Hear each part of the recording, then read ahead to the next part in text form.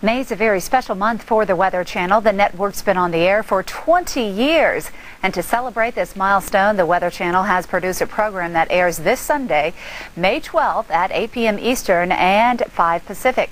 Looking back on its first 20 years. Now join us for memorable moments, special interviews, and of course some bloopers. To learn more about the Weather Channel's history and to get a sneak peek of some of those bloopers, all you have to do is go to weather.com/anniversary. Then watch the show this Sunday night.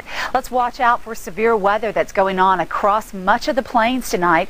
We do have tornado watches in effect for portions of Kansas and also in extreme northern Oklahoma, and those are in effect until 10 o'clock local time. Here we go on the surface map. We find an area of low pressure across western Texas with a dry line to the south, and that is helping to produce the severe weather that is going on through the middle of the country. Again, here are the watches that we're continuing to look out for. And within these watches, we have several areas that are underneath tornado warnings. Tornado warnings now out for Kiowa County in Kansas, also Edwards and Ford County. You're both underneath severe thunderstorm watch. That is right around the Dodge City area. That is with this cell right here, a tornado warning out for these three counties, Kiowa, Fords, and Edwards, underneath the tornado warning. Then once we cross over just to the east of the Turnpike into Cowley County, a tornado warning has been posted for you as well. So we'll be on the lookout into Wichita, into Emporia, all the way up into Topeka and Kansas City for the stronger thunderstorms to develop and perhaps even some tornadic activity later on tonight.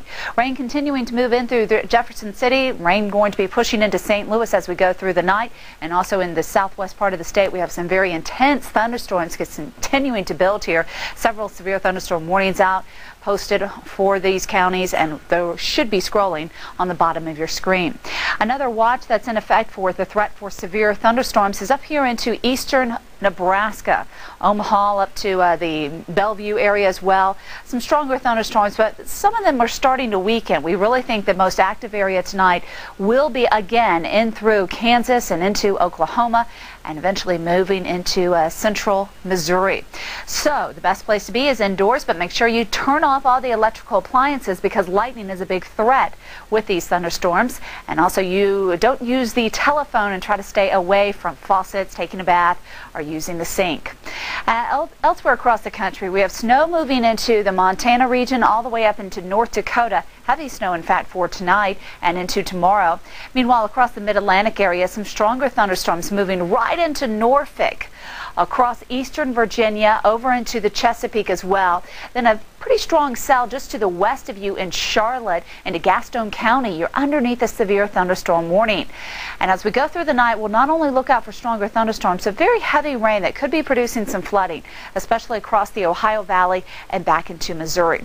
Once we head up here into upstate New York, we're also getting some thunderstorms being reported into Elmira and into Ithaca. Rain right now into Glens Falls. That is all going to be pushing to the east, and we're looking for light rain across New England for later on tonight.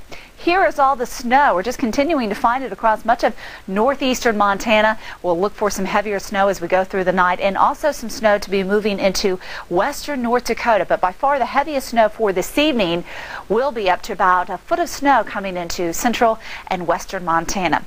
In the west, we have an upper level low moving right over the Utah region, producing 36-mile-an-hour wind gusts into Salt Lake City.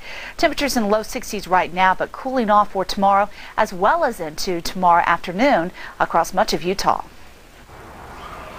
Now that some of the early fresh vegetables have come into season, my attention shifts to preparing them in the kitchen for the best flavor. Now, all of us can't have a large vegetable garden, but we can grow fresh herbs. They can make very attractive and delicious container plantings. Just look at how fresh and green many of these are. To give you an example of how I like to use herbs both in and out of the kitchen, let's take a look at a few. For instance, the delicate foliage of both dill and fennel can add texture and height to a container or the garden. I just love the flavor of fresh dill on carrots, and there's nothing like the taste of fennel on fresh fish. If you're into Mexican or Italian dishes, the sharp flavor of oregano is ideal. These little low-growing plants can fill an area in a short period of time. And of course, for salsa, an essential ingredient is cilantro. Thyme is one of my all-time favorites for what it can do for fresh vegetables. These tiny leaves are packed with flavor. I like to plant it at the edge of containers to cascade down the sides. Now, all of these require at least 6 hours of sun, but a must-have for your herb collection that can really take the heat is basil. It's delicious in salads and, of course, pesto, but I wait until the first really warm days before planting it. This spring, when you're selecting your plants, make sure you add plenty of herbs for your containers outside and in your kitchen. For more information about gardening, log on to my website at pallensmith.com. And for the latest weather information, check out weather.com. From the garden, I'm Alan Smith for the Weather Channel.